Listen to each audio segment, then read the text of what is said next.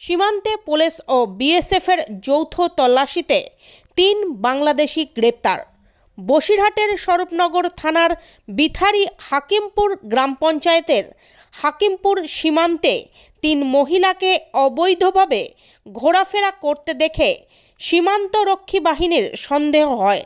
তাদেরকে জিজ্ঞাসাবাদ করে বৈধ কাগজপত্র চাইতেই তারা কোনো বাংলাদেশে যাওয়ার বৈধ কাগজপত্র দেখাতে পারেননি। তারপর তাদেরকে আটক করে 112 নম্বর ব্যাটালিয়নের সীমান্তরক্ষী বাহিনী। 3 বাংলাদেশিদের স্বরূপনগর থানার পুলিশের হাতে তুলে দেওয়া হয়। তাদেরকে জিজ্ঞাসাবাদ করে জানা যায় তাদের বাড়ি বাংলাদেশের সাতক্ষীরা জেলার বিভিন্ন এলাকায়। তাদের নাম স্বপ্না বিশ্বাস, সুধা মণ্ডল ও কাকলি মণ্ডল। ধৃত 3 জনকে আজ বসিরহাট মহকুমা আদালতে পেশ করা হয়েছে।